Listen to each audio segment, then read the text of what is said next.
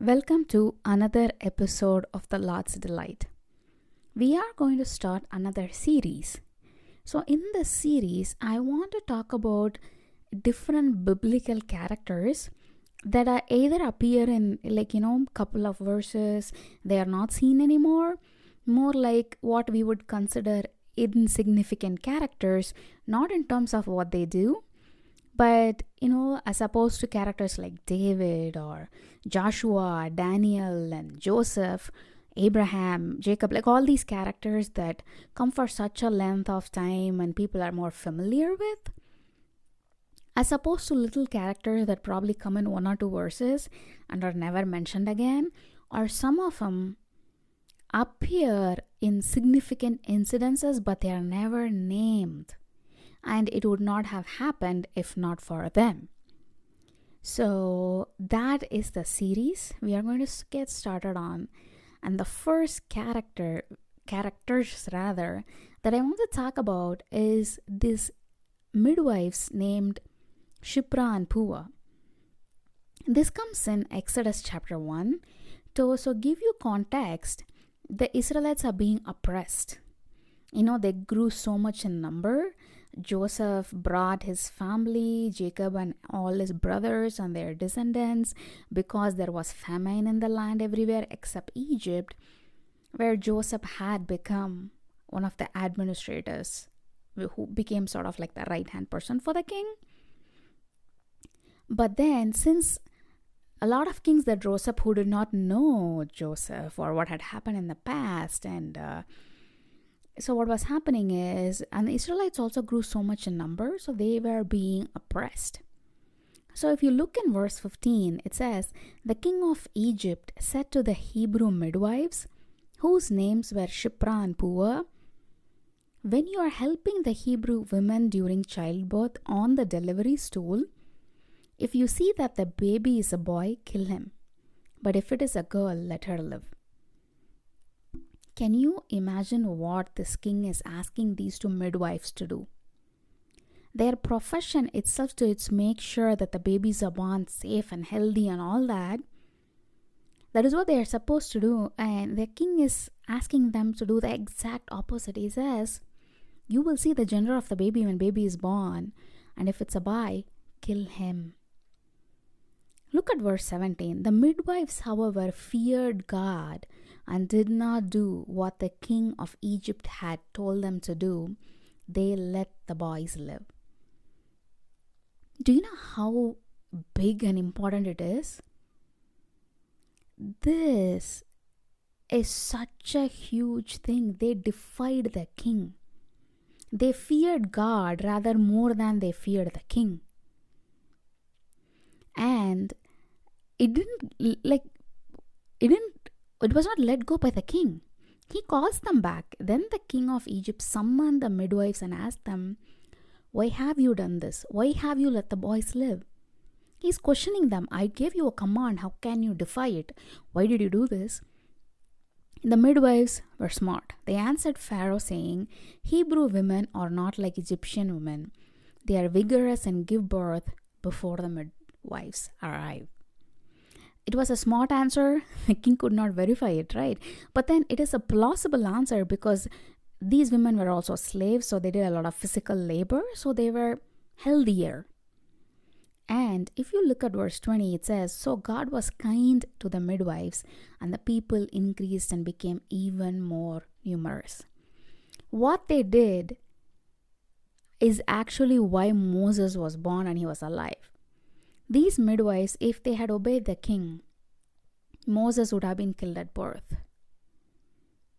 So this is the thing. So these people, they feared the king. That's why they lied. They never said, we fear this God, so we will not do this. This is not what we do.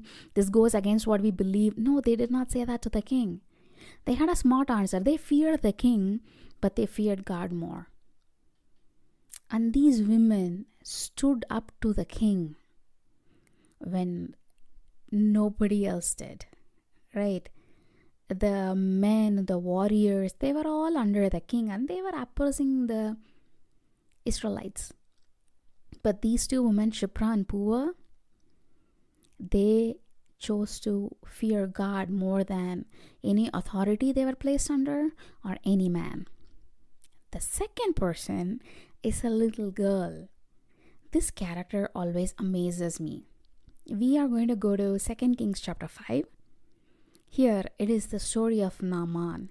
We heard this story being told a lot of places, right? How Elisha actually says something to Naaman and finally Naaman gets healed of leprosy. To give you context, Naaman was commander of the army of the king of Aram. Bible says in 2 Kings 5, he was a great man in the sight of his master and highly regarded because through him the Lord had given victory to Aram. He was a valiant soldier, but he had leprosy. Now bands of riders from Aram had gone out and had taken captive a young girl from Israel, and she served Naaman's wife. She said to her mistress, "If only my master would see the prophet who is in Samaria, he would cure him of his leprosy." This is little girl who was brought as slave labor to Naaman, the valiant soldier's wife. A little girl. She's not even named. But look at her heart. She was not bitter. She was not resenting. In fact, she's trying to help this valiant soldier. It is her words that sent Naaman to Elisha and eventually healed him of leprosy. The little girl said to her mistress, "If only my master would see the prophet who is in Samaria, he would cure him of his leprosy." So when God puts us in circumstances that are not something that we like, how do we behave? This little girl, an unnamed little girl from the Bible, could teach us a lot more than a lot of characters in the Bible. The way she actually, with a humble heart, actually says he wants her master to be healed, and she is brought here as a slave.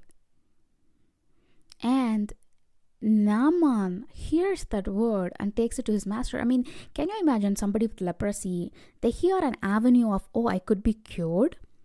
They're going to try it out. It's like nowadays, when we hear of a new treatment for cancer, let's say it's a family member or even ourselves, we would try it out. If we know that, this would definitely happen, people try it out. And this man who has power and position, but has a sickness that he can do nothing about, it's not in his control, he heard this little girl's voice and obeyed. And his king, this guy does not use the same exact thing. He doesn't tell the king of Aram. He tells exactly what she said, but then king of Aram says, "I will send a letter to the king of Israel." And the letter is so vague. With this letter, I'm sending my servant Naaman to you so that you may cure him of his leprosy. There is no mention of a prophet. And the king literally tore his robes and is crying out, "Am I God? Can I kill and bring back to life?" Now he wants to pick a fight with me. He wants a war. But Elisha, man of God, heard that and then calls Naaman. And Naaman had to be humbled because, he was like, if I want to dip in a river, I could do it in my own country. But then when he obeyed, God healed him. All because of the words of this unnamed little girl who went as a slave to another country, but still remembered God's people and was aiming to help her master in the place where she was serving as a slave. So these two women teach us a lot of things. This unnamed little girl teaches us to have a humble heart in situations we are put where we might not like where we are placed, but still aim to do God's work in the place that might not be friendly to us. Secondly, Shipra and Puah, it's not like they didn't fear the king. They did. They actually understood his authority. He could easily have them killed, but they feared God more. So rather than fearing men, fear God more. Those are the lessons that we learned today. So next week, I'll come back with a few other characters who are either mentioned very little or remain unnamed in the Bible. So I'll talk to you guys later. Bye.